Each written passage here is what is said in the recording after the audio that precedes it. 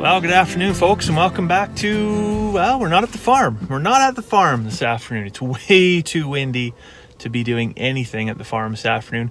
No, we are out in Rycroft this afternoon at Weaver Auctions. Yesterday was auction day, and, well, yeah, I just couldn't help myself. I had to buy a mystery box, and I'm hoping it's a good mystery because it cost me $240, but there was a box that was very vaguely labeled, and the sticker on the box really doesn't indicate what's inside the box, but it kind of does. So hopefully it's $240 well spent, something I need for the farm. And if it's not, well, I might as well just leave it here and have them resell it on the next auction, I guess. But fingers crossed for an auction win. And just like that, we're back home at the farm, and we've got the mystery box. Yes, the mystery box they bought at the auction. And you can see, I mean, it's seen better days. It looks pretty rough, and the label is very, very faded, and it just says 30-inch, 1,500 pounds, pallet clamp, forks bucket. So wherever this box came from, their grasp of the English language is questionable, and that's fine. So a few months back, I had actually been looking at some options for a set of clamp-on pallet forks for our old Massey tractor. And I priced them out, and they were about $450 to $500. Now, of course, they're not light, so then you got to ship them, and they cost a lot to ship as well. So it was pretty cost inhibitive to actually be able to do that, as opposed to just go get a set made at a welding shop or something like that for about $1,000.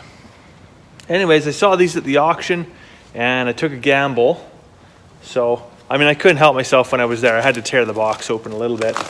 But I did confirm, yes, there is actually a set of clamp-on pallet forks in here. So I'm gonna go open up the bag, and then you'll be able to see just what that looks like. So I got one of these bad boys unboxed here. So you can see you got the 30-inch, the pallet fork itself. And then this piece right here, this is where the clamp is. So you would basically slide the bucket of your tractor in here.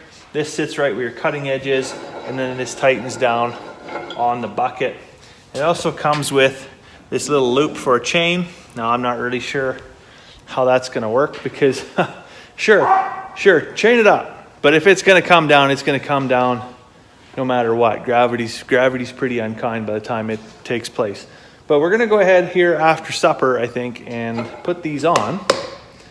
And maybe, you know, lift a couple fence posts or something like that. Just to kind of get a feel for how maneuverable and how secure this will actually be on the bucket, because I did hear a couple of folks say that once you get them on for light duty stuff, they're okay, but for some of the heavier duty stuff or with frequent use, they do get a little bit sloppy and uncoordinated. But for this particular purchase, I mean, well, I got them for less than half price, so I think that's a pretty good gamble. If it doesn't work out, maybe it's not for me, I'll just list them for sale again, and I'll probably actually make a profit on it, to be honest. So I've got the two set up here, and you can see this is the threaded connection. Basically, you just tighten it down and it will clamp on the cutting edge of your bucket. My concern initially is this right here. This does not appear to be the same material as this is. So I don't want to have any type of, I forget what type of corrosion it is, but when two dissimilar metals make contact with each other, they have a habit of welding themselves together. So I've got my grease gun here, and I'm going to put a very generous coating of grease on these threads here to make sure nothing seizes where it's not supposed to be.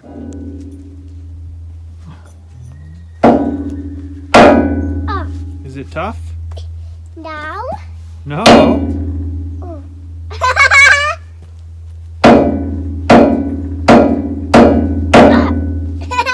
That's right. One pink knee. All right, so our pallet forks are installed and all tightened down. We did run into a little bit of a difficulty right here with the cutting edge.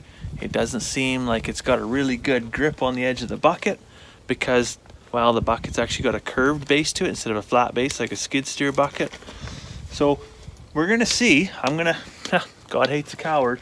So we're gonna run over and see if we can run a round bale up on these forks, and they should weigh about 1,200 pounds, so they'll be well under what this thing is rated for. You don't want to try too hard off the get-go, but we'll see if it'll do it.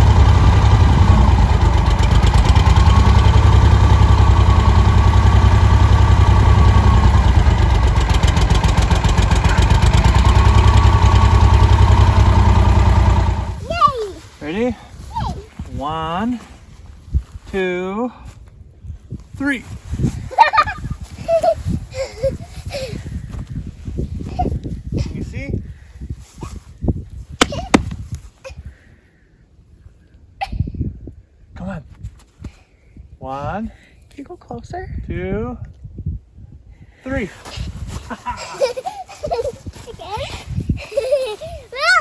Wow.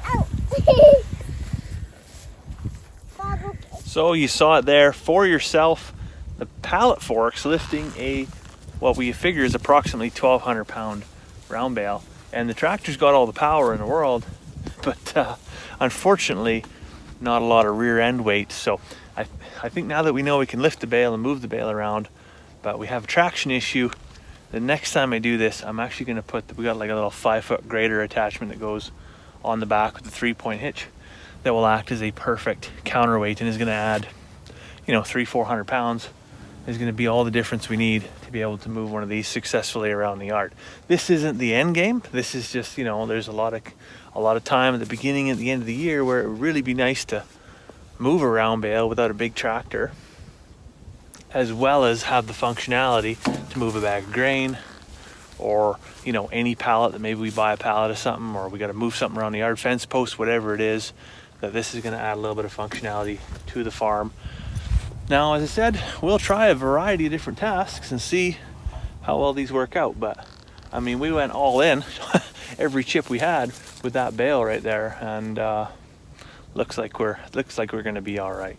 One of the biggest things I actually wanted this for, really though, is if you recall from a few days back, I was talking about the fact that we don't have a sheep handling system. We have a lot of panels that we have to move around, and those panels are heavy. Like they're usually 80 to 100 pounds a piece, right?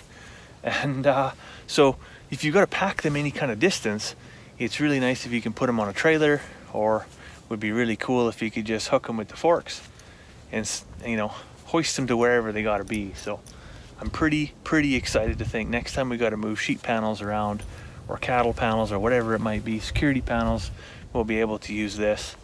And I think it's going to save my old back quite a bit. So while I'm not 100% comfortable moving a 2,200 pound tote full of molasses, I do think the next time we get a 1,300 pound bag of grain, I should be able to hoist it up there, no problem, and offload it into the grain shed. Anyways, on that note, it's no mystery what time it is.